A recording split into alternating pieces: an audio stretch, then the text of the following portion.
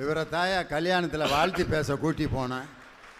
ஒவ்வொரு கல்யாணத்துலையும் இது மாதிரி அறிவுரை சொன்னாருன்னா அந்த கல்யாணம் முடிக்கிறவன் என்ன ஆவன்? சார் இதை ஒரு பக்தி சம்பந்தப்பட்ட பாட்டில் சொல்ல முடியுங்களா? திருப்பரங்குன்றத்தில் நீ சிரித்தாள் முருகா, திருத்தணி மலை மீது எதிரொலிக்கும். அண்ணன் நிறுத்துங்க. திருப்பரங்குன்றத்தில் யார் இருக்காங்க? பெரியம்மா இருக்காங்க. திருத்தணியில் யார் இருக்காங்க? சின்னம்மா இருக்காங்க. பெரியம்மா வீட்டில் போய் கலன்னு சிரிச்சின்னா சின்னம்மா வீட்டில் வெடிக்கும். புரியுதுங்களா? இப்போ பாட்டு யோசிச்சு பாருங்க.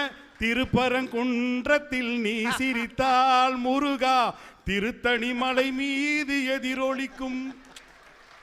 ஏயா சிரிக்காம பாடாவதி மனுஷா, அதுதாங்க அர்த்தம். அது ஒரு முறியம் பக்தி பாட்டை போய் குடும்ப சண்டையா மாத்தி விட்டார் பாரியா. ஏங்க நான் முருகனுக்கு சப்போர்ட் பண்ணி பேசுறேன். அவர் பாட்டு பண்ண நல்லா இருக்கீங்களாம்மா? சரி, ஓகே ஓகே, வட்டா அங்கே போகணும். அங்கே போய் நீ கேட்கன்னு சிரிச்சுனா என்ன? அங்கே போய் ஒரே சிரிப்பாக இருந்தது மதுரையில். என்ன நினைப்பு? கேட்பாங்களா கேட்க மாட்டாங்களையா? அந்த அம்மா சொல்கிறாங்க, திருச்செந்தூரிலே வேலாடும் உன் திருப்புகழ் பாடியே கடலாடும் முருகா, திருப்பரங்குன்றத்தில் நீ சிரித்தால் திருத்தணி மலை மீது எதிரொலிக்கும். சார் நாங்கள் மக்களுக்கு மட்டும் சொல்ல சார், முருகனுக்கே நாங்கள் சொல்கிறோம். இன்னும் சொல்கிறோங்கன்னா தமிழாசிரியர் இருக்காங்க இல்லையா, தமிழாசிரியர்கள் இலக்கணம் நடத்துகின்ற பொழுது ஒரு இலக்கண வகுப்பில் ஒரு அணி நடத்துகிறாங்கன்னு வச்சு ஒன்று நடத்துவாங்க, அடுத்த நாள் தான் அடுத்து நடத்துவாங்க. ஆனால் எங்களுடைய கவிஞன் ஒரு வரிக்கும் இப்போ தமிழ் பேராசிரியர் தான், இவரே கேட்கல சொல்லுங்களேன். இலக்கண வகுப்பில் இன்றைக்கி என்ன நடத்துறீங்க? நாங்கள் இன்றைக்கி ஓமை அணி நடத்த போகிறோம். ஐயா உருவணி நாளைக்கு நடத்தலாம்டா விட்றா. ஆனால் கவிஞன் இன்றைய கவிஞர் தான், கரிகால போல கருத்து இருக்குது குழலு, குழலில்ல தாஜ்மஹால் செவலோட கொண்ட போல செவந்திருக்குது உதடு, உதடில்ல மந்திரிச்ச தகடு. யோசிச்சு பார்த்தீங்களா? கரிகாலன் காலை போல கருத்து இருக்குது குழலு, ஓமை அணி. கரெக்ட் தானே? கிராஸ் செக் பண்ணிக்கணும். அடுத்தது அடுத்த லைன் சொல்கிறாங்க, குழலில்ல தாஜ்மஹால் நிழலு, உருவக அணி. கரெக்டா?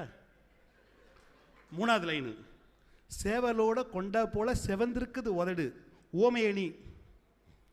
உதடில்ல மந்திரிச்ச தகடு, உருவக அணி. புரியுதா? பாடத்தை எப்படி நடத்தணும் ஐயா? நாங்கள் படம் மட்டுமா எடுக்கிறோம். நீங்கள் ரோஜான்னு ஒரு படங்க, நீங்கள் எல்லாருமே யாராவது காஷ்மீர் போயிருந்தீங்கன்னா அதை பார்க்கறதுக்கு ரொம்ப அழகான ஒரு இடம். அதில் ஒரு இடம் அப்படியே பாருங்க, அவர் மூடுக்கு வந்துட்டார். புது வெள்ளை மழை இங்கு பொழிகின்றது, இந்த கொள்ளை நிலா உடல் நனைகின்றது, இங்கு சொல்லாத இடம் கூட துளிர்கின்றது, மனம் சூடான இடம் தேடி அலைகின்றது, நதியே நீயானா கரை நானே, சிறு பறவை நீயானா உன் வானம் நானே, புது வெள்ளை மழை இங்கு. அப்படியே சில்லுன்னு வரல? அப்படியே கையெல்லாம் அப்படியே சில்லுன்னு ஆகுதுல்ல? இதுதான் ஃபீலிங்கு.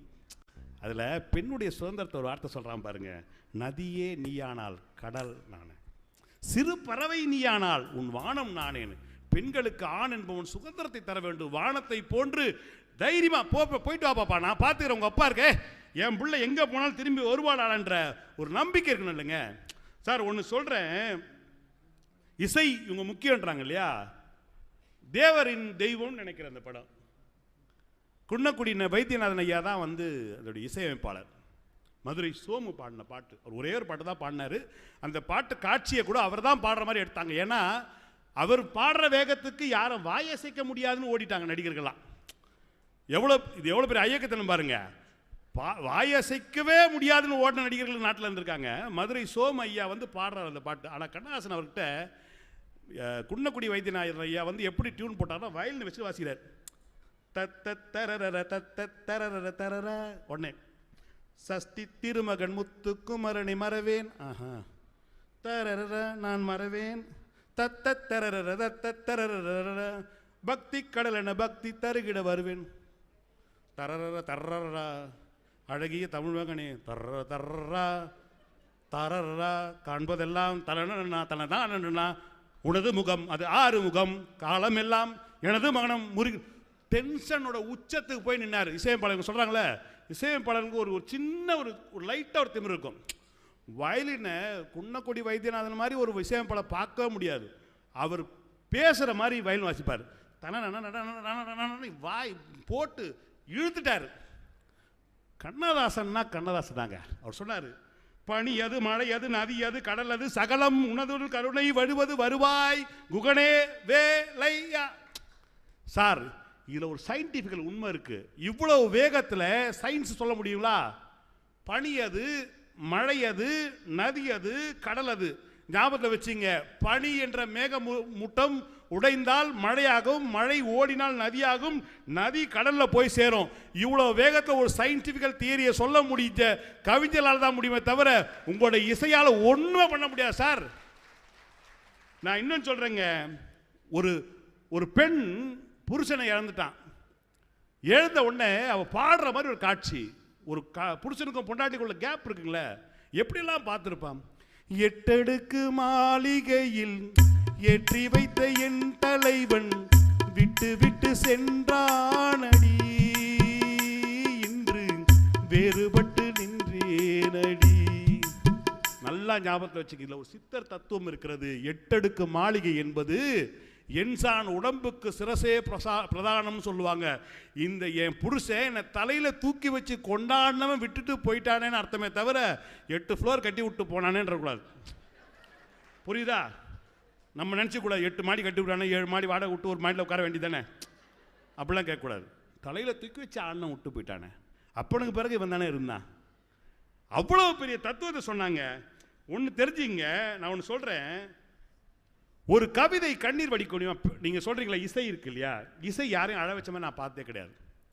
ஒரு பாட்டு ஜானகி அம்மையார் ஜானகி அம்மா ரெக்கார்டிங் ஸ்டுடியோவில் இருந்து பாடுறாங்க. பாடுகின்ற பொழுது பாட்டு இளையராஜா தான் இசையமைச்சிருக்கிறாரு. திடீர்னு எல்லாரும் சைலண்ட் ஆகிறாங்க. என்ன கேட்டால் உள்ள அந்த பாக்ஸில் நம்ம கதறி அழுதுங்கிறாங்க. இந்த பாட்டு கவிஞர் வாலி எழுதின பாட்டு.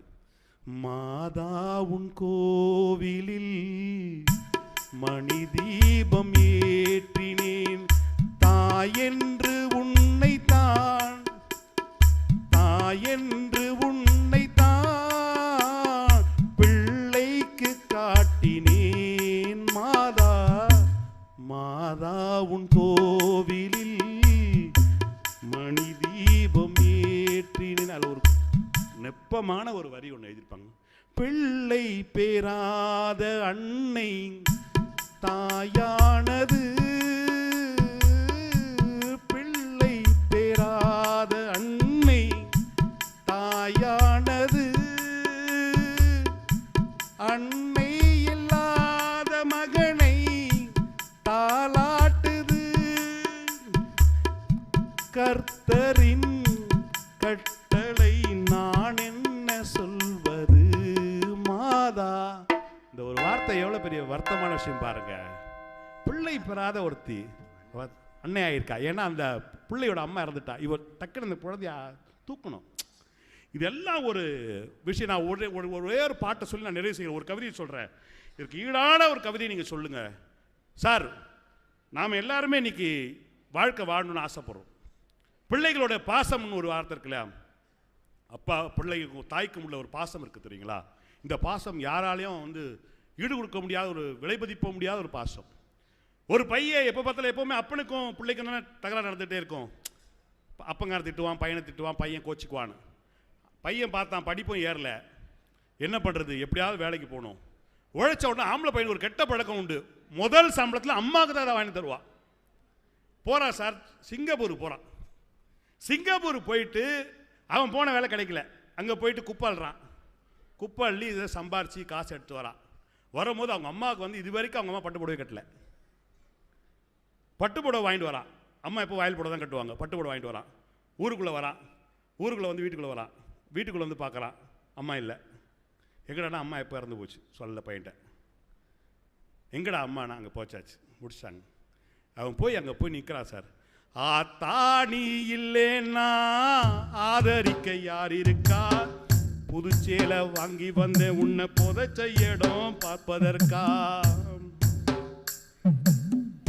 எத்தனை பிறவியோ நீ உன் முகத்தில் நான் முழிக்க, எங்க போய் தேடுவனம்மா பட்ட கடனை நான் அடைக்க? நான் கண்ட கனவுல நந்தவனம் எரிந்தது, அந்த வனம் நீ என்று அப்புறமா தெரிஞ்சது. கஷ்டப்படும் காலத்திலையும் கலகலன்னு சிரிச்ச, கண்டாங்கி சேலையிலவும் கண்ணீரை தொலைச்ச. கடைசி மூச்சு நிக்கிறப்போ என்ன தாயி நினைச்ச, கலங்கிடுவான் பிள்ளை என்ன சாவ கூட மறைச்ச. திருநீர் பூசின கை திருநீராய் மானதோ, திரும்பி வந்து பார்க்கிறப்போ தெய்வம் எங்கே போனதோ.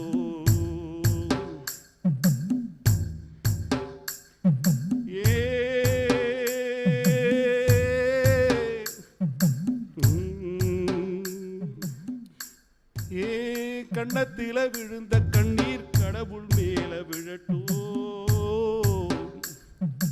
அம்மா இல்லா கடவுள் அப்போ அம்மானுதான் அழட்டும். ஏன் கண்ணத்தில விழுந்த கண்ணீர் கடவுள் மேல விழட்டும். அம்மா இல்லா கடவுள் அப்போ அம்மானுதான் அழட்டும். ஏன் கண்ணத்தில விழுந்த கண்ணீர் கடவுள் மேல விழட்டும். அம்மா இல்லா கடவுள் அப்போ அம்மானுதான் அழட்டும் என்ற இவ்வளவு கடுமையான வார்த்தைகளை கவிஞர்களால் தான் வைக்க முடியும். ஒரு திரைப்படம் வெற்றி பெறுவதற்கு கவிதை தான் காரணம் என்று கூறி விடைபெறுகிறேன். நன்றி, வணக்கம். ஆஹா, கவிஞர் இனியவனுடைய குரூப்பு கவிதைன்னு முடிச்சிட்டாங்க. ரொம்ப அருமையான பாட்டு. ஒரு கவிஞனுடைய மனசில் என்ன தோணுதோ அதைத்தான் பாட்டை எழுதுவார். படகோட்டி படத்துக்கு பாட்டு எழுதுகிறப்ப வாலிக்கு வீட்டிலேருந்து ஃபோன் வந்துக்கிட்டே இருந்திருக்கு. வாலி வீட்டில் இருக்க அந்த பிள்ளைங்க, சொந்தக்கார பிள்ளைங்கெல்லாம் வீட்டுக்கு வந்துருக்குதுங்க. தாத்தா வர்றப்ப வளையல் வாங்கிட்டு வாங்க மாமா. பெரியப்பா வளையல் வாங்கிட்டு வாங்க பெரியப்பா அப்படின்னு. ஏன்னா வளையல் வளையல் வளையல்னு வர்றப்ப வாங்கிட்டு வர்றேன், எப்போ பார்த்தாலும் வளையல் வளையல்னுக்கிட்டு அப்படின்ட்டு பேசிட்டு வந்து உட்காந்துருக்காரு.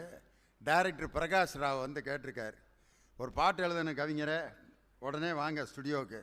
என்ன பாட்டு? வளையல் வியாபாரியாக எம்ஜிஆர் வந்து சரோஜா தேவியை வேஷம் போட்டு பாடுவார், பாட்டு எழுதுங்கன்னு. இப்போ தான் வளையல் பிரச்சனையிலேருந்து மாட்டிகிட்டு இங்கே வந்தேன், இங்கேயும் வளையல் தானா அப்படின்ட்டு அந்த வளையலுங்கிற வார்த்தையை வச்சு பாட்டு முழுதும் வளையல்னு முடிகிற மாதிரியே எழுதினார் பாட்டு. கல்யாண பொண்ணு கண்ணான கண்ணு கொண்டாடி வரும் வளையல், அம்மா பூவோடு வருமே பொட்டோடு வருமே சிங்கார தங்க வளையல், வங்கி வளையல் தங்க வளையல் முத்து முத்தான வளையலுங்க. பொண்டாட்டி புருஷன் ரெண்டாக இருந்தா மூணாக செய்யும் வளையல், சில சித்தான உடம்பு வத்தாமல் இருந்தால் ஒத்தாசை செய்யும் வளையல், மாமனார மாமியார சாமியார மாத்திவிட மந்திரிச்சு தந்த வளையல், தினம் காளையர்கள் கொஞ்சி வர கன்னியர்கள் கெஞ்சி வர முத்தான வளையலுங்க. கல்யாண பொண்ணு கண்ணான கண்ணு கொண்டாடி வரும் வளையல் அப்படின்னு வளையல் வளையல்னே எழுதி முடிச்சார் பாட்டு. வளைகாப்புக்கு பெண்களுக்கு ஏன் வளையலை போடுறாங்கன்னு யாராவது இது வரைக்கும் யோசிச்சிருக்கீங்களா? கம்மல் போட்டு விட்ருக்கலாம், கொலுசு போட்டு விட்ருக்கலாம், நெக்லஸ் போடலாம். ஏன் வளையலை தேர்ந்தெடுத்தாங்கன்னு இது வரைக்கும் யாராவது யோசிச்சிருக்கீங்களா? ஈஸியான பொருள் கம்மல், நெக்லஸ்ஸு, செயின், கொலுசு. வர்றவங்களாம் ஆளுக்கு ஒரு கொலுசை போட்டு விட்டு போங்க, அல்லது வர்றவங்களாம் செயின் போட்டு விட்டு போங்க. இல்லை, வளையலை ஏன் தேர்ந்தெடுத்தாங்கன்னா அந்த கர்ப்பிணியாக இருக்கக்கூடிய தாய் அந்த 5 விரல்களையும் மடக்கி அந்த வளையல் உள்ளே போகணும்.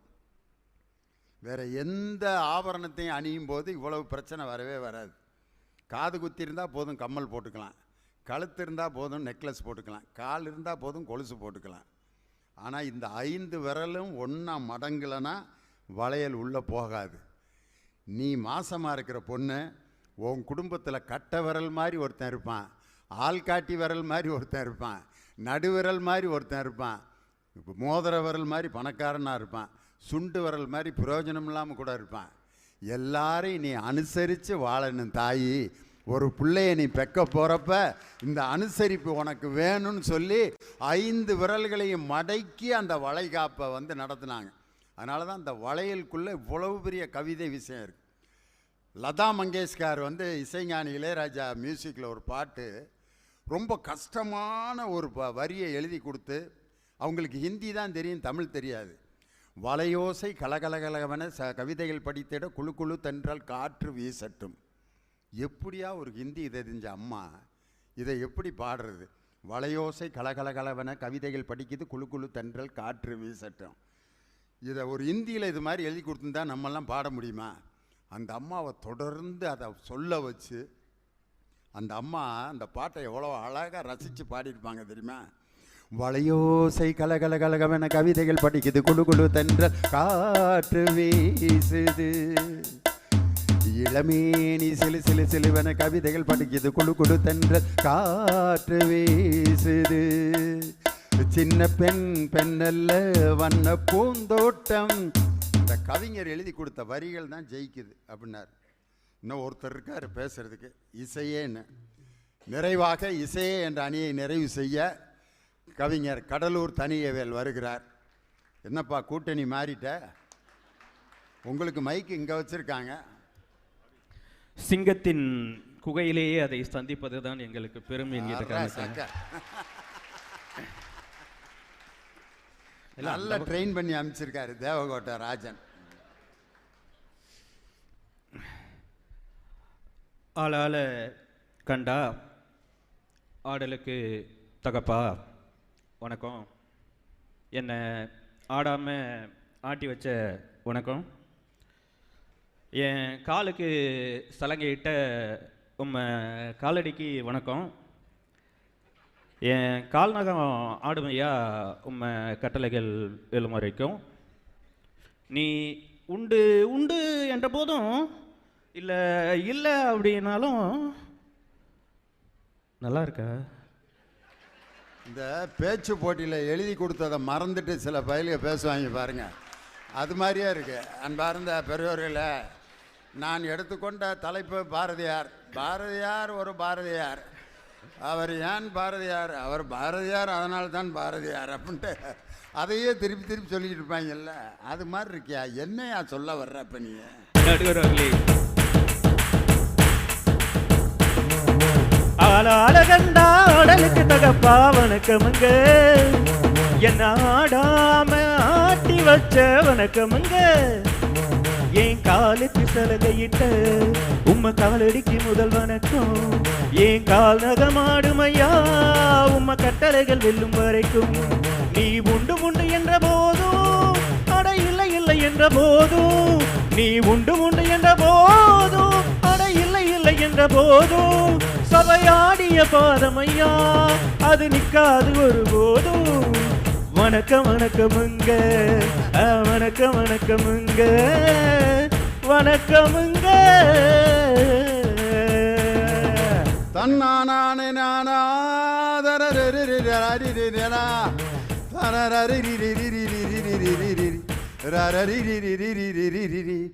மழைக்காகத்தான் நீயும் அடக்கலைக்காகத்தான் நீயும் உயிர் கலந்தாடுவோம் நாளும் மகனேவா மகனேவா, நீ சொந்த காலிலே நில்லு, தலை சுற்றும் பூமியை வெல்லு, இது அப்பன் சொல்லிய சொல்லு மகனேவா மகனேவா. ஊருக்காக ஆடும் கலைஞன் தன்னை மறப்பான், தன் கண்ணீரை மூடிக்கொண்டு இன்பம் கொடுப்பான், புலிகள் அழுவது ஏது அட பறவையும் அழறியாது, போர்க்களம் நீ புகும்போது முள் தைப்பதை காலறியாது மகனே மகனே. நல்லா இருந்துச்சா? இந்த பாட்டை தான் நீ முதல்ல வசனமாக சொன்னியா? யாருக்கு ஏதோ ஒரு இடத்துல இருந்து ஒப்பிக்கிறாராக்குன்னு நினச்சான். மியூசிக் சேர்ந்தோன்னா அது என்ன அழகாயிருச்சு பார்த்தீங்களா? அது வந்து புது வெள்ளை மழை இங்கு பொழிகிறது, இதில் கொள்ளை நிலா உடல் நனைகிறது, இங்கு சொல்லாத இடம் கூட. இனியவனுக்கு தேவையில்லாத வேலை இது. வெள்ளை மலை பாட்டு, ரோஜா பாட்டுலாம் உங்களுக்கு தேவையா? அது ஒண்ணும் இல்ல, 2 சைடும் ப்ளூ ஸ்டார் ஏசி வச்சிருக்கிறாங்க, அதனால குளிருது. என்ன பேச்சு! இவங்களுடைய கவிதை வரிகளால தான் பாடல்களே வெற்றி வருது. நான் கேட்குறேன், கலெக்டர் ஆஃபீஸில் யாருக்கு சேலரி அதிகம் நடுவர் அவர்களே? கலெக்டர் ஆஃபீஸில் சேலரி யாருக்கு அதிகம்? கலெக்டர் ஆஃபீஸில் மாவட்ட ஆட்சித்தலைவருக்கு தான் அதிகம்னு இது வரைக்கும் நானாக நினச்சிக்கிட்டு இருக்கேன். நடுவர் அவர்களே, பாடலாசிரியருக்கு சம்பளம் அதிகமா, இசையமைப்பாளருக்கு சம்பளம் அதிகமா? இசையமைப்பாளருக்கு தான் அதிகமான சம்பளம். பாட்டு எழுதுறவங்களுக்கு ஒரு பாட்டு உழவுன்ட்டு சும்மா அத்தை கூலி மாதிரி கொடுத்துக்கிட்டு இருப்பாங்க. ஏயா இப்படி கவிஞர்களை அவமானப்படுத்துற? இப்ப நம்ம தலைப்புக்கு வருவோம். திரைப்பட பாடல்களின் வெற்றிக்கு கவிதையா இசையா அப்படின்னு கேட்டிருக்கிறாங்க. ஒரு கலெக்டர் ஆபீஸ்ல அதிகமா வேலை செய்யறது கலெக்டர் அப்படின்றதுனால அவருக்கு சேலரி அதிகம். ஒரு பாட்டு அதிகமா வெற்றி அடைகிறதுக்கு காரணமா இருக்கிறது இசையமைப்பாளர், அவருக்கு சேலரி அதிகம். என்ன கலெக்டரா ஊழியர்களான்னு பட்டிமன்றத்தை மாத்தி விட்டியா? அப்ப நடுவர்களே, இப்ப கரூரா நீங்களா நான் மாத்தி விடுறேன் பாருங்க. நான் இப்ப கேட்கிற கேள்விக்கு வர்ற ஹம்மிங்க வச்சு, வரிகள்லாம் எங்களுக்கு தேவையில்லை, வர்ற ஹம்மிங்க வச்சு என்ன பாட்டு நீங்க தான் சொல்லணும். நடுவர்களே தீர்ப்பு எங்க பக்கம் கொடுத்தோம், அவங்க கரெக்டா சொல்லிவிட்டாங்கன்னா.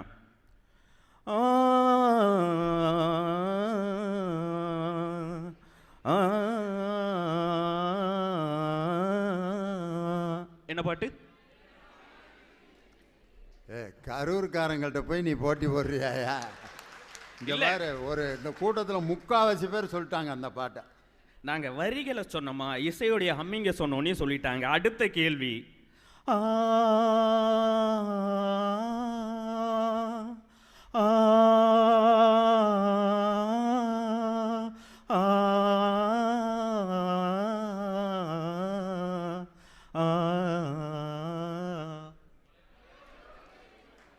ரெண்டு விக்கெட் காலி, 3வது விக்கெட். நீங்க எல்லாம் இங்க வந்திருக்க வேண்டிய அவசியமே இல்லையா? பாவமா இருக்கு இந்த 2 சிப்பாக்காரங்களையும் பார்த்தா. தான தந்த தான தந்த தான தந்த தனனா, தான தந்த தான தந்த தான தந்த தான தந்த.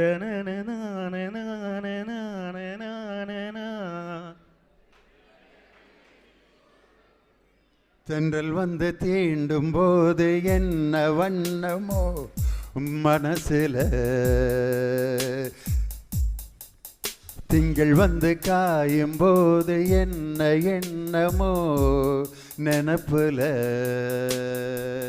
வந்து வந்து மோதுதம்மா எண்ணமெல்லாம் வண்ணம் அம்மா, எண்ணங்களுக்கேத்தபடி வண்ணமெல்லாம் மாறும் அம்மா, உண்மையம்மா உள்ளதை நானும் சொன்னேன் என்னம்மா செல்ல கண்ணே, தென்றல் வந்து தீண்டும் போது என்ன வண்ணமோ மனசுல. கரூர் மக்கள் சார்பா நான் சொல்லிட்டேன் பாட்டை. நடுவர் அவர்களே, உங்களுடைய தாயார் பெயர் என்ன? எங்கள் அம்மா பேர் குளோரியா மேரி. நடுவர்களே, எனக்கு தாலாட்டு பாடின என்னுடைய தாயின் பெயர் தமிழ்ச்செல்வி. ஒட்டுமொத்த தமிழகத்தையும் தாலாட்டு பாடி தூங்க வைத்த ஒரு தாய் இருக்கிறாள். அவளுக்கு வேறு வேறு பெயர்கள் கிடையாது, இளையராஜா என்ற ஒற்றை பெயர் உண்டு. சார், சும்மா வந்து எல்லாம் கவிதை வரிகள், எல்லாம் வரிகளால தான் வெற்றி பெறுது. நான் கேட்குறேன், இந்த கேள்வி இனியவன் அண்ணனுக்கு தான். ஆனால் இந்த பாட்டு கேட்டிருக்கீங்களா? மலையாள பாட்டு, சந்தேகமாக பார்க்கக்கூடாது, நல்ல பாட்டு தான். തുമ്പീവാ തുമ്പക്കുടത്തിൻ തുഞ്ചത്താൻ ഒന്യാലിടാ ആകാശ പൊന്നാലി നിലകളിലായത്തെ തൊട്ടേ വരും തുമ്പീവാ തുമ്പക്കുടത്തിൻ തുഞ്ചത്താൻ ഒന്യാലിടാ. நல்லா இருந்துச்சா? மலையாள பாட்டு தான். ஆனால் நான் எனக்கு காதில் தமிழ் வார்த்தை தாயா வந்து உழுகுது. நடுவர் அவர்களே, கேரளாவில் ஒலித்த அந்த பாடல் தமிழகத்திற்கு வர வேண்டும் என்ற பொழுது தும்பீவா தும்பக்குடத்தின்லாம் வரல, தமிழ்நாட்டுக்கு வந்தோடனே மாறிடுச்சு. எப்படி மாறிடுச்சு தெரியுமா? சங்கத்தில் பாடாத கவிதை அங்கத்தில் யார் தந்தது மாறன்சா இல்லையா நடுவர்களே? கேரளாவிலிருந்து தமிழ்நாட்டிற்கு வரும்பொழுது வந்தது இசை மட்டும்தான். மொழிக்கு பவுண்டரி அப்படின்னு ஒன்று உண்டு. தமிழ்நாட்டில் தமிழ் செல்லுபடியாகும், கேரளாவில் மலையாளம் செல்லுபடியாகும், ஆந்திராவெல்லாம் போயிட்டா தெலுங்கு செல்லுபடியாகும். நடுவர் அவர்களே, மொழிக்கு கட்டுப்பாடுகள் உண்டு. இசை மட்டும்தான் இந்த உலகத்தில் கட்டுப்பாடே இல்லாதது. சும்மா வந்துட்டு வரிகளை வச்சுக்கிட்டு நாங்கள் ஒப்பேத்திடுவோம். என்ன இப்போ காவாலியா பாட்டு பாடினீங்கல்ல, காவாலியா பாட்டு என்ன அதில் இருந்த இலக்கிய வரிகளுக்காகவா ஹிட் ஆச்சு? அனிருத் போட்ட மியூசிக்னால ஹிட் ஆச்சு. சைனாவில் இருக்கிறவனும் டான்ஸ் ஆடுறான், ஜப்பானில் இருக்கிறவனும் டான்ஸ் ஆடுறான்னா என்ன காரணம்? அந்த பாட்டு இலக்கிய வரிகளுக்கா? சில பேர் தமிழாவுக்காக ஹிட் ஆகின ஆளெல்லாம் இருக்கிறான் தெரியுமா உங்களுக்கு? சும்மா வந்துட்டு என்ன பேச்சு. கிழக்கு சீமையிலேன்னு ஒரு படம் சார், தங்கச்சிக்கு சீர் கொண்டு போகிறான் அண்ணன். வெறும் வரிகளை மட்டும் சொன்னால் போதுமா? மானுத்தும் மந்தையில் மாங்குட்டி பெத்த மயிலே, மாங்குட்டி பெத்தானா புலிகுட்டி பெத்தானா ஏதாவது ஒன்று பெத்துட்டு போ அப்படின்னு சொல்லிட்டு எழுதி விட்டா போதுமா? பாட்டுக்கு ஏஆர் ரஹ்மான் இசையமைச்சார் சார். முதல் படமே ரோஜா. ரோஜாவில் அவர் ஹிட் பண்ணதுனால அவர் நேஷனல் அவார்டு வாங்கிட்டாரு. யோ, ரோஜா பயங்கர டெக்னிக்கலான ஃபிலிமு, அதுக்கு மியூசிக் போட்டாரு, ஹிட் ஆயிடுச்சு. கிழக்கு சீமையிலே பாரதி ராஜா டைரக்டர், மண் சார்ந்த இசை கொடுக்கணுமே, ரஹ்மானால முடியுமா அப்படின்னு கேட்டப்போ முடியும் என்ற அந்த இசையமைப்பாளர் நிரூபிச்ச படம் கிழக்கு சீமையிலே. எவ்வளவு அழகா இருக்கும் தெரியுமா? மானூத்து மந்தையில மாங்குட்டி பெத்த மயிலே, பொட்ட புள்ள பிறந்ததுன்னு பொலிகாட்டில் கூவும் குயிலே, தாய்மாமன் சீசம் வந்து வாராண்டி, அவன் தங்க கொலுசு ஒன்று தாராண்டி, சீரு சுமந்த சாதிசனமே ஆறு கடந்தா ஒரு வருமே, மாங்கோட்டி மானுத்து மந்தையில பெத்துட்டாங்கல்ல, அந்த படத்துல வந்திருக்க ஒரு பாட்டு அண்ணன் தங்கச்சிக்கு பாசம் சார். அண்ணன் தங்கச்சி பாசம்னா உங்களுக்கு பாசம் மலர்னா எங்க காலத்துல வந்தப்ப கிழக்கு சீமையில தான். அந்த டைம்ல அண்ணன் பாடியிருப்பான் சார் தங்கச்சிக்காக. ஏஆர் ரஹ்மான் உயிரை உருக்குற மாதிரி இசையமைச்சிருப்பார். தாயி விருமாயி மனசு மருகுதம்மா, உழுத பொழுது எல்லாம் மோகமே தெரியுதம்மா, தங்கம் போல் நான் வளர்த்த தங்கச்சி பிரிய கண்டு கத்தாழங்காட்டுக்குள்ள காடைகளும் கதறுதம்மா, வாசப்படி கடற்கரையே வரலையே பேச்சு, பள்ளப்பட்டி தாண்டி புட்டா பாதி உசுர் போச்சு, வண்டி மாடு எட்டு வச்சு முன்னே போகுதம்மா, வாக்கப்பட்ட பொண்ணு மனம் பின்னி போகுதம்மா, எட்டு மாடு எட்டு வச்சு முன்னே போகுதம்மா, ஏக்கப்பட்ட பொண்ணு மனம் பின்னி போகுதம்மா, கத்தாழங்காட்டு வழி கள்ளிப்பட்டு ரோட்டு வழி, வண்டி கட்டி போறவளே வாக்கப்பட்டு போறவளே, வண்டி மாடு எட்டு வச்சு முன்னி போகுதம்மா, வாக்கப்பட்ட பொண்ணு மனம் பின்னி போகுதம்மா. நகரத்துல இருக்கிறவனுக்கு மட்டும்தான்டா ஏஆர் ரஹ்மான்னு சொன்னவனுக்கு மத்தியில கடைக்கோடி கிராமத்து ஆலமரத்தின் ஆணிவேர் வரைக்கும் இசையமைக்க முடியும் நிரூபிச்சாருங்க ஏஆர் ரஹ்மான். நடுவில் அபூர்வ சகோதரர்கள் படம் பார்த்திருக்கீங்களா? ரெண்டு அபூர்வ சகோதரர்கள் இருக்கு. பழசு ஒன்று இருக்கு, இப்ப இல்ல கமலஹாசன் அவர்கள் நடிச்சது. பார்த்திருக்கேன். நீங்க நல்லா யோசிச்சு பாருங்க. ரூபினி ஆனந்த லவ் பண்றாங்க. கமலஹாசன் அவர்களை ரிஜிஸ்டர் ஆஃபீஸ்க்கு கூட்டிட்டு போவாங்க. கமல் என்ன பண்ணுவார், நேரே கோட் சூட்டெல்லாம் போட்டுக்கிட்டு டிப்டாப்பா குள்ள அப்பு கிளம்பி போவார். கிளம்பி போன அப்பு என்ன நினச்சிருப்பார், ரூபினி நம்மள தான் கல்யாணம் பண்ணிக்க போறா அப்படின்னு நினச்சிட்டு போய் நிற்பார்.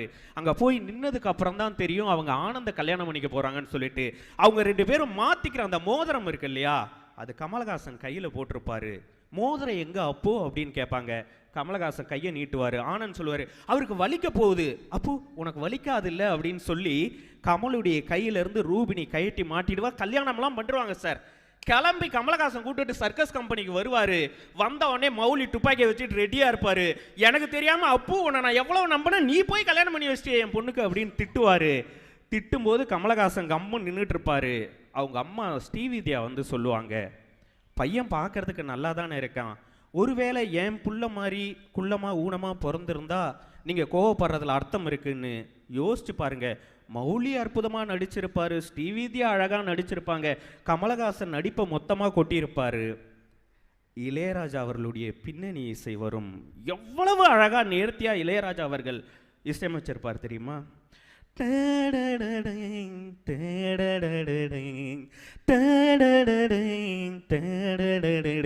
யோசிச்சு அவன் அழுதுகிட்டே கமலஹாசன் அப்பாவியா பார்த்துக்கிட்டு போகும்போது இளையராஜாவுடைய மியூசிக் வந்திருக்கும். அந்த மியூசிக் இப்படி இருந்திருந்தா எப்படி இருந்திருக்கும் நடுவில்? ஒன்ன நினைச்சேன், உருகி தவிச்சேன், கண்ணு ரெண்டில் காதல் கோட்டை கட்டி வச்சேன். அப்படி இருந்தா நல்லா இருந்திருக்குமா இனிவன் அண்ணன்? நீங்க தான் வரிகளை எழுதிட்டீங்கல்ல, எப்படி வேணா கேவலமா போட்டிருக்கலாமல்ல.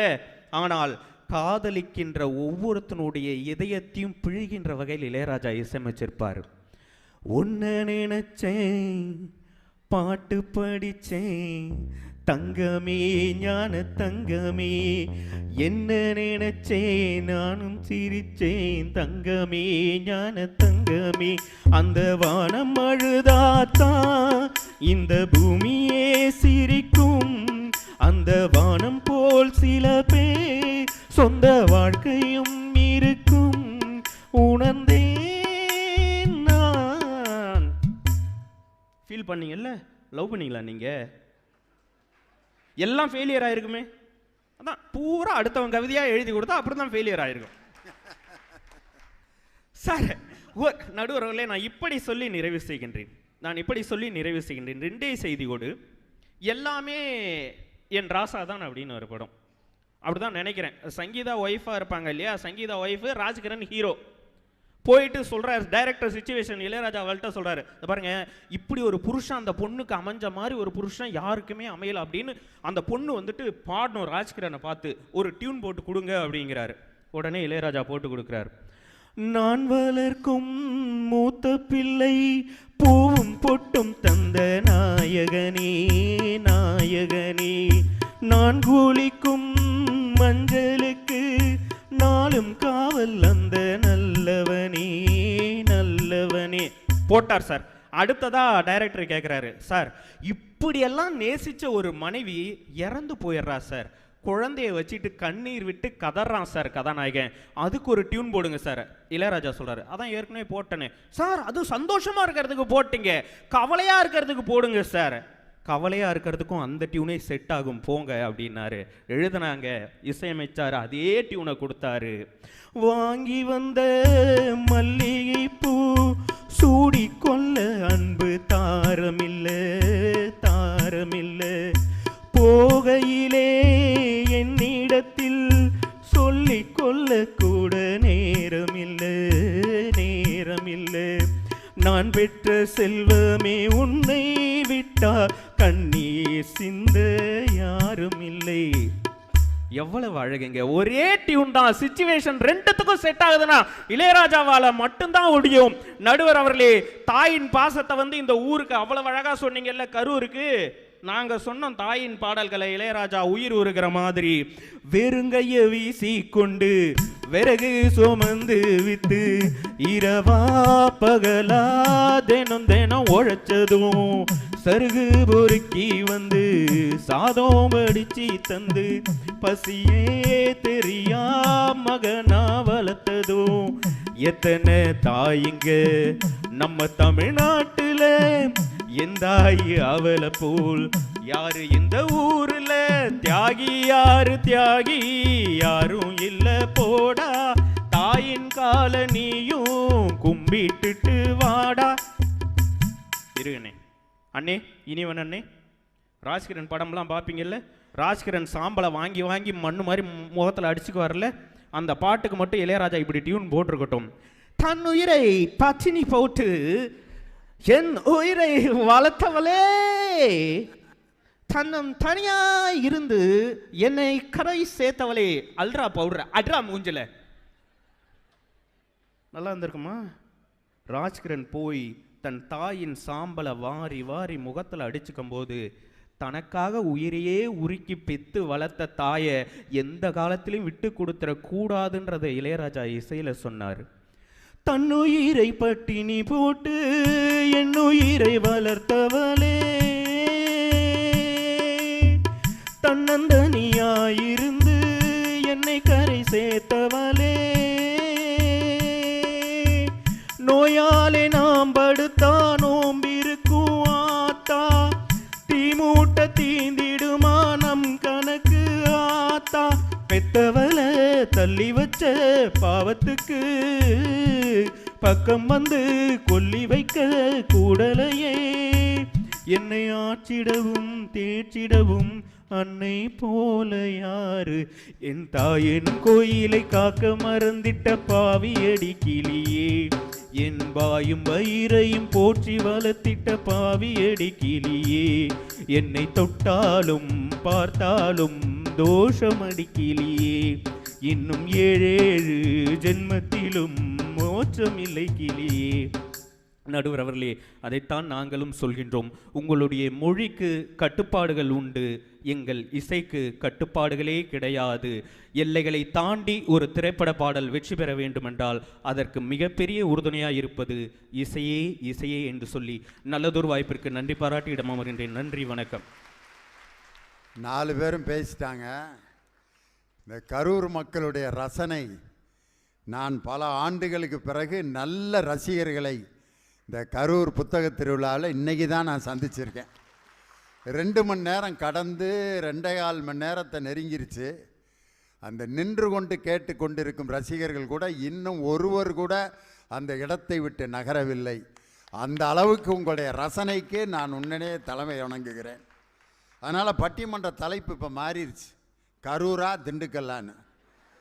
ஏன்னா உங்களை தப்பாக கணக்கு போட்டேன். ஒரு 10 பேராது எந்திரிச்சிருவாங்க 9 மணி ஆனோன்னு. ஆனால் உங்களை தப்பாக கணக்கு போட்ட இந்த திண்டுக்கல் தோல்வி அடைந்து விட்டது. வெற்றி எங்கள் கரூர் நகரத்தின் ரசிக பெருமக்களுக்கு தான். அதுக்காக நானும் வளைச்சி மாட்டி ஒரு 3/4 மணி நேரம் தீர்ப்பு சொல்ல போகிறதில்ல. ஏன்னா நீங்கள் 4 பேரோடைய பேச்சையும் அவ்வளோ அருமையாக ரசிச்சிருக்கீங்க. காரணம், கவிதை, கம்பராமாயணம், திருக்குறள் இதெல்லாம் இசையோடு வந்தால் இது வரைக்கும் நம்மளோட வாழ்ந்துக்கிட்டு இருக்கு. கம்பராமாயணத்தை யார் மியூசிக் போட்டு நமக்கு சொல்லி கொடுத்தது? எங்கள் தமிழையா பாட்டோடையா சொல்லி கொடுத்தாரு.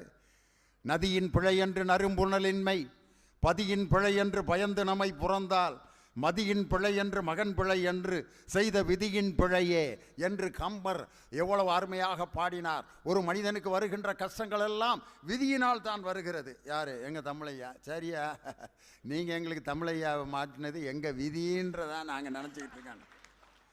நதியின் பிழை என்று நறும்புணல் இன்மை, பதியின் பிழை என்று பயந்து நம்மை புறந்தால்னு கம்பர் எழுதியது பாட்டோட வரல, இசையோட வரல. ஆனால் இன்றைக்கி நான் அதை மனப்பாடம் பண்ணி சொல்கிறேன். ஆனால் அதே செய்தியை ஒரு திரைப்பட பாடலில் கண்ணதாசன் எடுத்து எழுதினார். தியாகம்ங்கிற படத்தில், நதி வெள்ளம் காய்ந்து விட்டால் நதி செய்த குற்றம் இல்லை, விதி செய்த குற்றம் அன்றி வேறே யாரம்மா, மனிதனம்மா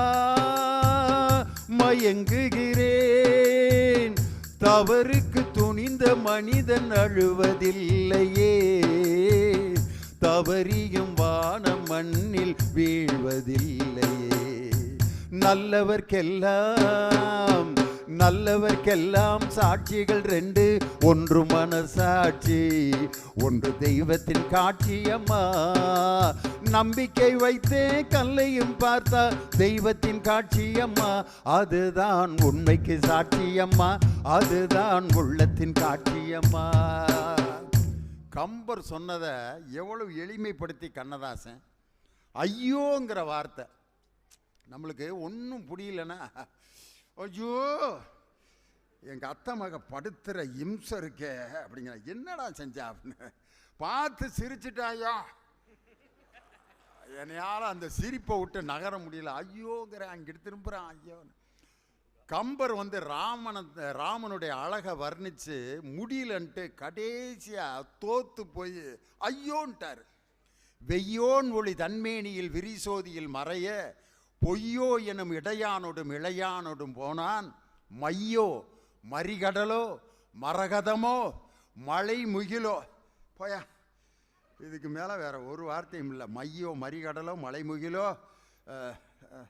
ஐயோ இவன் வடிவென்பதோர் அழியா அழகுடையான்ட்டார், போங்கடா அப்படின்ட்டார். கண்ணதாசன் சரோஜா தேவியோட இடை அதை பார்த்துட்டு எம்ஜிஆர் பாடுற மாதிரி, மூடி திறந்த இமை 2 பார்ப்பார் என்றன, முந்தானை காற்றில் ஆடிவாவா என்றது, ஆடி கிடந்த கால் 2 நில் நில் என்றன, ஆசை மட்டும் வாய் திறந்து சொல் சொல் என்றது. அதுக்கு அடுத்த வரி யோசிக்கிறார் கண்ணதாசன். எல்லாத்துக்கும் வார்த்தை போட்டான், இந்த இடைக்கு என்னடா பண்ணுறதுன்ட்டு கம்பரை எடுத்துகிட்டு வந்துட்டார். அன்ன கொடி இடை முன்னும் பின்னும் ஐயோ ஐயோ என்றது, வண்ண கொடி இடை கையில் விழுந்து மெய்யோ பொய்யோ என்றது, கன்னி பருவம் உன்னை கண்டு காதல் காதல் என்றது, காதல் என்றதும் வேறோர் இதயம் நாணம் நாணம் என்றது, மூடி திறந்த இமை இரண்டும் பார் பார் என்றன, முந்தானை காற்றிலாடி வா வா என்றது. அந்த முந்தான காத்துல ஆடுறது இவரை வாவான்னு கூப்பிடுதான். எப்படி பாருங்க கற்பனை கண்ணதாசன். காயின்னு பாட்டு எழுதியான்னு கவிதையை விட்டு அடிக்கிறாரு பலே பாண்டியால.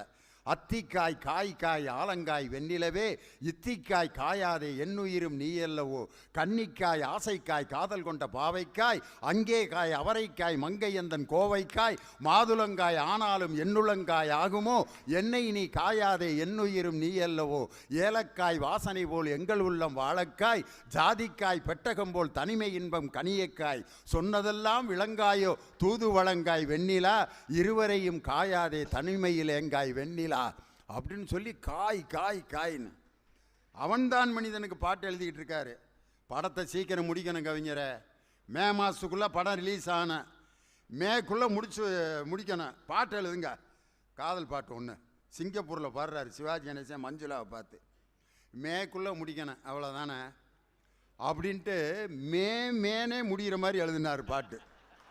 அன்பு நடமாடும் கலை கூடமே, ஆசை மழை மேகமே,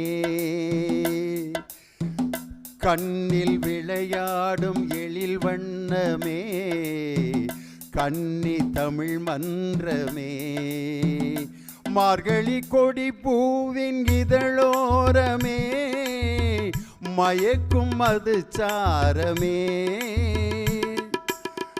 மங்கை எழில் கூவும் மலர் வண்ண முகமே, மன்னர் குல தங்கமே,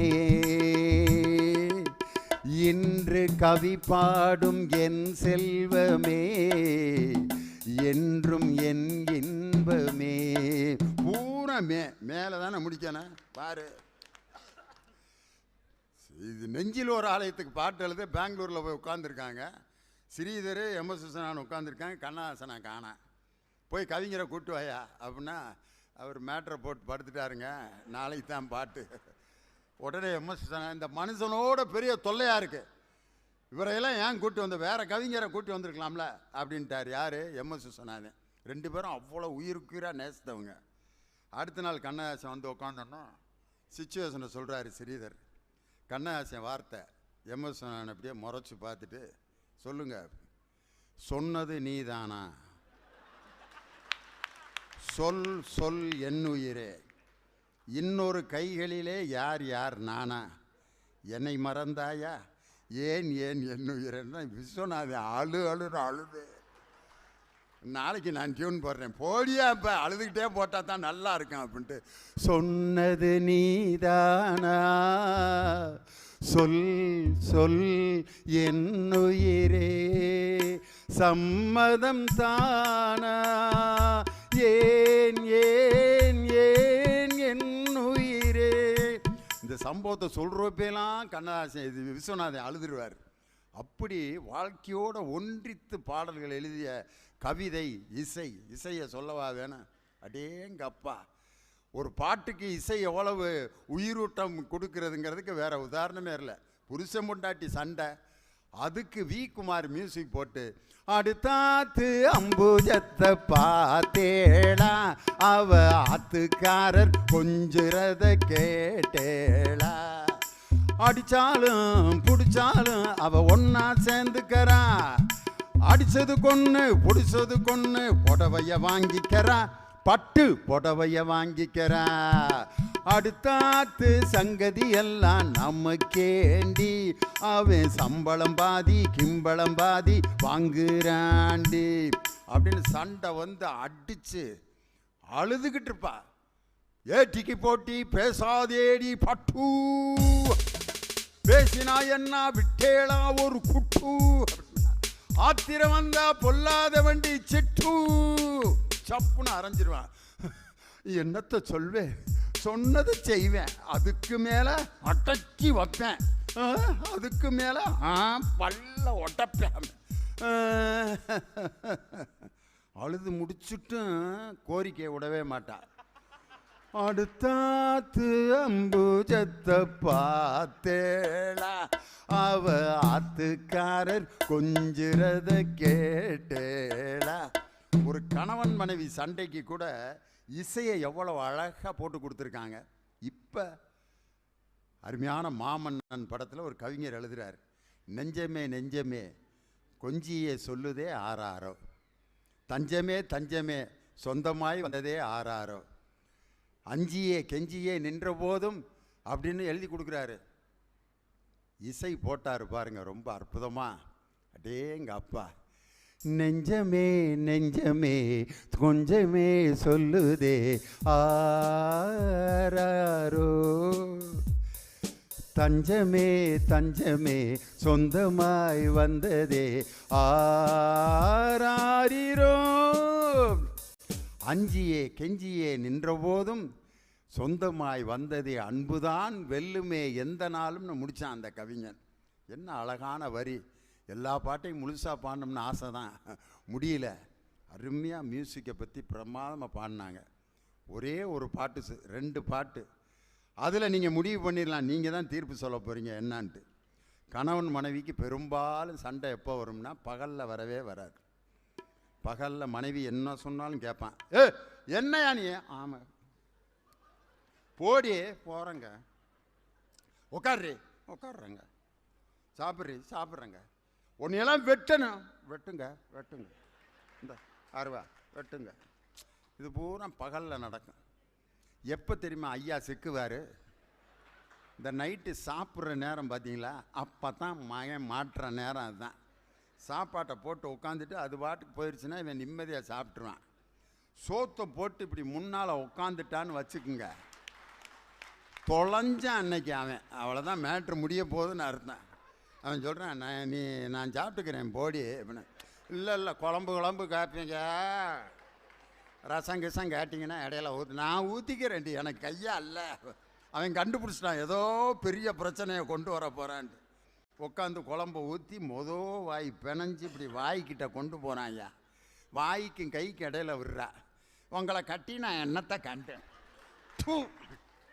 அப்புறம் சொல்றி சாப்பிட்டுக்கிறேன்டி, இப்போ தான் நீ மாட்டியிருக்க, இப்போ சொல்லாமல்.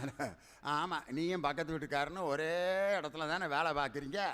அவன் சைக்கிளை மாற்றிட்டு டிவிஎஸ் 50ல் இது பைக் வாங்கி, ஹோண்டா பைக் வாங்கி அவன் பொண்டாட்டியை உட்கார வச்சுக்கிட்டு, ஏன் முன்னாடியே மல்லிகைப்பூ வச்சுக்கிட்டு அந்த நாய் பின்னாடி இடுப்பை பிடிச்சிக்கிட்டு ஓட்டிகிட்டு போகிற. நீ இந்த ஓட்ட டிவிஎஸ் 50 புர்ரு புர்ரு புர்ருன்னு வேலைக்கு சேர்ந்த அன்னைக்கு வாங்கினது ஒன்றைய மாதிரியே இருக்குது. எப்போ தான் நீ என்னைய பைக் வாங்கி வச்சு ஓட்ட போகிற? இப்போ பொருடி ஏண்டி சாப்பிட்டுக்கிறேன்டி, சாப்பிட்டு தான் போயா போடி வெளியா அப்படின்ட்டான். வெளியே வா, போகவா, நான் எங்கள் அப்பா வீட்டுக்கு போகிறேன், போடி பெரிய சாப்பாடான். கோவம் வந்துருச்சு ஐயாவுக்கு, கிளம்பிருச்சு அவங்க அப்பா வீட்டுக்கு. பெட்டியை தூக்கிட்டு, இந்த வீட்டில் நான் இருந்து என்ன பிரயோஜனம், இத்தனை வருஷம் வாழ்ந்து போடி போய் பட்டியை தூக்கிட்டு போகுது. பாதி தூரம் போகிறப்ப அவங்க அம்மா பெட்டியை தூக்கிட்டு வருது. என்னம்மா உங்கள் ஒப்பன் என்னை விரட்டி விட்டாருப்பா, உங்கள் வீட்டுக்கு போடின்ட்டு. நான் உன் வீட்டுக்கு வரலாம்ட்டு வர்றேன், நீ எங்கே வர்ற? என் வீட்டுக்கா? தாயும் பிள்ளையும் 2 வழியில் இருக்க பெஞ்சில் உட்காந்து, ஏன்ப்பா என் பொழப்பு தான் இப்போ இருக்குன்னு பார்த்தா உன் பொழப்பு இப்படி தான் இருக்காம்மா. ஆம்பளைன்னா பொம்பளைகளை விரட்டுறதுலையே கொரியா கிடக்குறாங்க. சரி, ஒரு முடிவு பண்ணிடுவா, திரும்ப போயிடலாம். 2 பேரும் எங்கே போகிறது, போகிற இடமே எங்கே இருந்து தெரியல அப்படின்னு இவங்க அம்மா இங்கே போயிடுச்சு, இந்த அம்மா வந்துருச்சு. வந்து வீட்டுக்குள்ளே போக முடியுமா, ரோசமாக வசனம் பேசிட்டு போயிடுச்சு. வெளியில் மரத்தடியில் உட்காந்துருக்கு. மகனை கூப்பிட்றேன், அப்பா டேய் உங்கள் அம்மா எங்கே போயிருக்குன்னு பாடுறா, விரட்டி விட்டு என்னைய போய் பார்க்க சொல்கிற, போட அவள் எங்கே போயிருப்பான்னு எனக்கு தெரியும்டா. போய் பார்க்குறேன், வெளியில் மரத்தடியில் உட்காந்துருக்கா அவங்க அம்மா. அவன் வந்து அவங்க அப்பாட்ட, அம்மா sitting out side under the tree அப்படின்னா. டே அவள் என்னை விட்டு எங்கடா போவ? டே போய் உங்கள் அப்பா அவங்க அம்மாவை அப்பா கூப்பிட்றா அப்படின்னா போய் அவங்க அம்மாக்கிட்ட. இவர் தான் தூது. ஏம்மா உன்னை அப்பா கூப்பிட்றாரு, அடித்து துரத்தி விட்டு கூப்பிட்றாரு, வர முடியாதுன்னு போய் சொல்லுப்போ.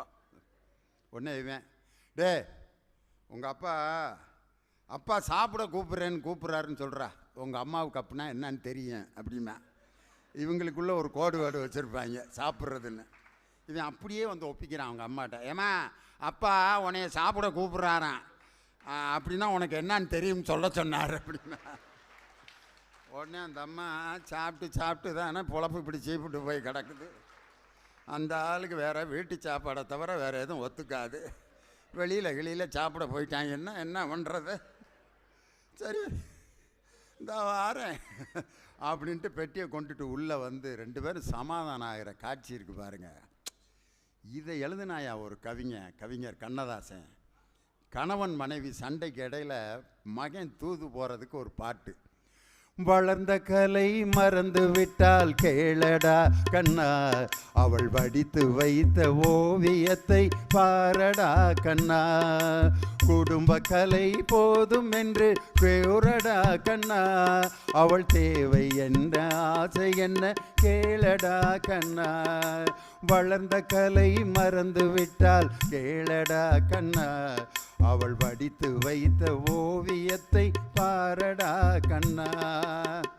ஆம்பளை சரண்டராகிறான். அடுத்து, தினம் தினம் ஏன் கோபம் கொண்டால் கேளடா கண்ணா, அவள் தேவை என்ன ஆசை என்ன கேளடா கண்ணா. ஏண்டா என் கூட டெய்லி கோவப்படுறா, அவள் என்னதான் எதிர்பார்க்குறான்னு கேள்றா. பொம்பளை சொன்னதாக சரித்திரம் உண்டா? நினைத்ததெல்லாம் வெளியில் சொல்ல முடியுமா கண்ணா, அது நீ பிறந்த பின்பு கூட இயலுமா கண்ணா. இன்னும் சரண்டராகிறான் ஆம்பளை. இன்று வரை நடந்ததெல்லாம் போகட்டும் கண்ணா, இனி என்னிடத்தில் கோபமின்றி வாழ சொல் கண்ணா. டேய் இது வரைக்கும் நடந்ததெல்லாம் முடிஞ்சு போச்சு, இனிமே என் கூட கோபம் இல்லாமல் இருக்க சொல்கிறா. அப்போ தான் பொம்பளை யாருங்கிறத சொல்கிறா. அவர் இல்லாமல் எனக்கு வேறு யாரடா கண்ணா, நான் அடைக்கலமாய் வந்தவள் தான் கூறடா கண்ணா, மனதில் அன்றே எழுதி வைத்தேன் தெரியுமா கண்ணா, அதை மறுபடியும் எழுத சொன்னால் முடியுமா கண்ணா. என்ன ஒரு வாழ்வியலை, என்ன அழகா கண்ணதாசன். இப்போ எனக்கு என் மனைவிக்கும் இதே மாதிரியா இருக்க போகிறான். இப்போயே 65 வயசாகி போச்சு. ஒரு 80 வயசாகுது எனக்கு, அதுக்கு ஒரு 70 வயசாகுதுன்னு வச்சுக்கிறோங்க. எப்படி உட்காந்துருப்போம் வீட்டில்? மகனுங்க வீட்டில் இடம் கொடுக்குறாங்களோ இல்லையோ, கொடுப்பாங்கன்னு நினைக்கிறேன், நம்புகிறோம். உட்காந்துருப்போம் 2 பேரும் என்ன பேசிக்கிறோம்னு. இப்போ சும்மா ஒரு கற்பனை. நான் வெத்தலாக்கு போடுவேன். இந்த சுண்ணாம்பு இருந்தால் எடுப்பா, சுண்ணாம்பு கூட கண்ணுக்கு தரல, வெத்தலையை மட்டும் விடாதீங்க. இன்னும் சும்மா இந்த வெத்தலை எடுத்து போட்டு வெத்தலையை போட்டு, அப்புறம் எங்கே உட்காந்துருக்குற? இங்கே தான் இருக்கேன், கண்ணு தெரியலையா? இந்த கரூரில் ஒரு பாட்டு பாடினீங்கல்ல ஒரு தடவை, இந்த பிரேம் மகாலில், அந்த பாட்டை கொஞ்சம் பாடுங்க. 80 வயசில் நான் எப்படியா பாட முடியும்? இப்போ பாட முடியுமா? பாடுறேன். வளர்ந்த கலை மறந்து விட்டால் கேளடா கண்ணா, அவள் வெடித்து வைத்த ஓவியத்தை பாடுறடா கண்ணா. என் மனைவி சொல்கிறா, எப்படிங்க உங்கள் குரல் இன்னும் அப்படியே இருக்குது அப்படின்னு. அப்படியேவா இருக்குது? கேட்க சகிக்கலை, ஆனால் சகிக்காத குரல் கூட அந்த முதுமையில் அந்த இசை போல் கேட்குது பார்த்தீங்களா, அதுக்குள்ளே தான் இருக்குது அன்பும் பாசமும். இன்றைக்கி நம்ம பாசம் என்றால் வேறு எங்கேயோ போய் தேடிக்கிட்டு இருக்கோம். அதைத்தான் வந்து கவிஞர் வாலி ஒரு படத்தில் எழுதினார். எல்லா இடத்திலும் பாசம் இருக்கியா, பாசம் எந்த இடத்துல இருக்குன்றதுக்கு ஒரு லிஸ்ட்டு கொடுக்குறாரு. பல நூல் படித்து நீ அறியும் கல்வி, பொது நலம் நினைத்து நீ வழங்கும் செல்வம், பிறர் உயர்வினிலே உனக்கிருக்கும் இன்பம், இவை அனைத்திலுமே இருப்பதுதான் தெய்வம். பாசமுள்ள பார்வையில் தான் கடவுள் வாழ்கிறான்னு சொல்லி அன்னைக்கு விவேகானந்தர் சொன்னதை, ஒரு தெய்வத்தின் மேலே ஊற்றப்படும் புனித நீரை விட மற்றவர்களுக்காக நீ சிந்தும் வியர்வை அந்த புனித நீரை விட புனிதமானது என்று சொன்னவர் சுவாமி விவேகானந்தர். அதே மாதிரி பல நூல் படித்து நீ அறியும் கல்வி, பொது நலம் நினைத்து நீ வழங்கும் செல்வம், பிறர் உயர்வினிலே உனக்கிருக்கும் இன்பம், இவை அனைத்திலுமே இருப்பதுதான் தெய்வம். பாசமுள்ள பார்வையில் கடவுள் வாழ்கிறான், அவன் கருணை உள்ள நெஞ்சினிலே கோயில் கொள்கிறான்னு ஒரு பாட்டு இசையோடு வந்துச்சு. பல நூல் படித்து நீ அறியும் கல்வி, பொது நலம் நினைத்து நீ வழங்கும் செல்வம், பிறர் உயர்வினிலே உனக்கிருக்கும் இன்பம், இவை அனைத்திலுமே இருப்பதுதான் தெய்வம். பாசமுள்ள பார்வையிலே கடவுள் வாழ்கிறான், அவன் கருணை உள்ள நெஞ்சினிலே கோயில் கொள்கிறான். இதோ எந்தன் தெய்வம் முன்னாலே நான் ஒரே ஒரு புன்னகையில் கண்டேனே.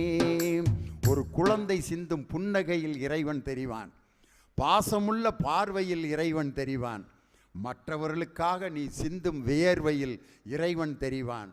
பிறர் உயிரை காப்பாற்ற நீ கொடுக்கின்ற இரத்தம் இறைவனைக்கு செய்கின்ற மிகப்பெரிய கொடையை விட மற்றவர்களுக்காக நீ வாழ்கின்ற வாழ்க்கைதான், அதுதான் இறைவனுக்காக வாழ்கின்ற வாழ்க்கை என்று சொன்ன அந்த கவிதை. உண்மையிலே இசை என்பது, இந்த கட்டடம் பிரேம் மஹால் பாருங்கள், இவ்வளவு அழகாக ஏசியோட ஃபேன் போட்டு இந்த மேடை இவ்வளவு அலங்காரமாக இருக்குது. ஆனால் இந்த அழகான பிரேம் மஹாலை தாங்கி இருப்பது எது என்றால், அதற்கு கீழே யாருக்கும் கண்ணுக்கு தெரியாமல் இருக்கின்ற அந்த அஸ்திவாரம். அஸ்திவாரத்தை போன்றது தான் கவிதை, மேலே இருக்கும் அலங்காரம் தான் இந்த இசை. இசை என்பது தான் இந்த கட்டிடத்தை எல்லோருக்கும் பயனுள்ளதாக்குகிறது. ஆனால் அஸ்திவாரம் காலியானால் இந்த கட்டிடமே இடிந்து விழுந்துவிடும்.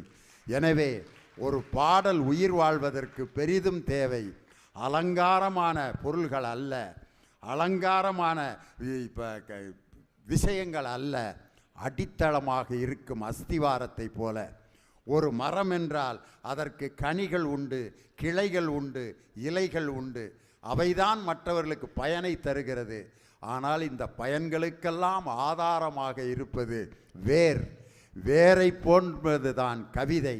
அதன் மேலே மற்றவர்களுக்கு பலன்களை தருகின்ற இலை கனிகளை போன்றது இசை.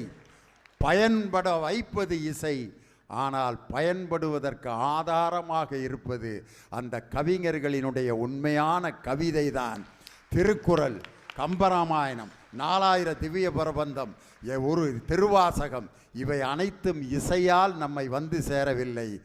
மக்களோடு பேசி பேசி பேசி பேசி அந்த கவிஞர்களின் உயர்ந்தபட்ச கற்பனையாலும் மக்கள் சிந்தனையாலும் சமூக அக்கறையாலும் தான் ஒரு பாடல் வாழ்ந்து கொண்டிருக்கிறதே தவிர, ஒரு பாடல் வாழ்வதற்கு பெரிதும் தேவை இசையை விட கவிதையே.